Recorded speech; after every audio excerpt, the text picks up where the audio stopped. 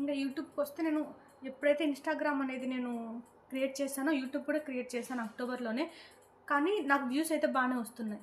నేను ఏం ఆలోచించానంటే 2 పడవల మీద నడక అంటారు కదా, అందుకని 2 ఎందుకులే కష్టపడడం, ఒకటి ఇన్స్టాగ్రామ్ చూసుకొని ఇన్స్టాగ్రామ్ క్లిక్ అయిన తర్వాత మళ్ళీ యూట్యూబ్ ఛానల్ లింక్ బయోలో మెన్షన్ చేసి ఇది సబ్స్క్రైబ్ చేసుకోండి అని చెప్పి చెప్దాంలే అనుకుని నేను యూట్యూబ్ అక్కడికి స్టాప్ చేశాను, ఇంకా చేయలేదు. వన్స్ ఇన్స్టాగ్రామ్ పోయిన తర్వాత నేను చాలా బాధపడ్డా.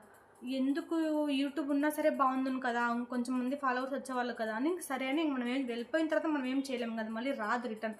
అందుకే ఇంక సరే యూట్యూబ్ మీద ఫోకస్ చేస్తాను. యూట్యూబ్లో కూడా నేను ఇప్పుడు కొత్తగా క్రియేట్ చేసిన దాంట్లో ఏమైతే పెడుతున్నానో అన్ని వీడియోస్ దీంట్లో పెడుతున్నాను. నాకు ఇన్స్టాగ్రామ్ కంటే యూట్యూబ్లోనే వ్యూస్ ఎక్కువ వస్తున్నాయి.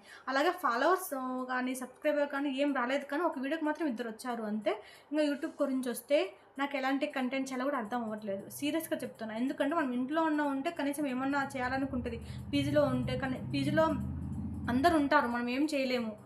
కానీ నాకు ఒక బెనిఫిట్ ఏంటంటే నాకు వీక్ ఆఫ్ ఉన్నప్పుడు వీళ్ళకి వీక్ ఆఫ్ ఉండదు. అదే బెనిఫిట్ నాకు. అందుకే నేను ఫస్ట్ ఇంకా సర్లేని బయటికి వెళ్ళి ఏమైనా వీడియోస్ తీసి పెడదామా అంటే, కెమెరా పెడితే ఎవరైనా చూస్తే ఏమన్నా అనుకుంటారా, వీడియోస్ తీస్తే వీళ్ళు ఏమన్నా అనుకుంటారా, అదే మైండ్లో ఉంటుంది. మీరు చేయాలి అనుకుంటే దాన్ని మైండ్లోంచి తీసేసేయండి. అస్సలు ఇలా పెట్టుకొని ఉంటే మీరు అసలు వీడియోస్ ఏం చేయలేరు. నేను అందుకు ఇప్పటికి ఇబ్బంది పడుతున్నా దానివల్లే. కానీ ట్రై చేస్తున్నా మ్యాక్సిమం నేను తీసి పెట్టడానికి. సరే అని ఏమన్నా కంటెంట్ అంటే ఏమన్నా మూవీ రివ్యూస్ అలా ఇద్దామా అనుకో మనకు అంత నాలెడ్జ్ లేదు, లేకుంటే ఇంకేమైనా చేద్దామా అంటే ఐడియాస్ లేవు ముందు. అందుకే నాకేం అర్థం అవ్వట్లేదు. కానీ నేను చేస్తున్నాను. ప్రజెంట్ అయితే ఇప్పుడు రివ్యూస్ ఒకటి చేస్తున్నాను, అది కూడా డ్రెస్ రివ్యూస్ ఒకటి పోస్ట్ చేసిన. దాని తర్వాత కొంచెం అయిన తర్వాత ఇంకా బయటికి వెళ్ళి వీడియోస్ తీయడం అలా ఏమన్నా చేస్తే బాగుంటుంది. గ్రూప్ ఆఫ్ ఫ్రెండ్స్ ఉంటే ఖచ్చితంగా బాగా మనం వీడియోస్ తీసుకోవచ్చు. ఎందుకంటే వాళ్ళతో మాట్లాడుతూ వీడియో తీసినా, వీళ్ళ మాట్లాడుతూ వీడియో తీసినా చాలా బాగా క్లిక్ అవుతాయి.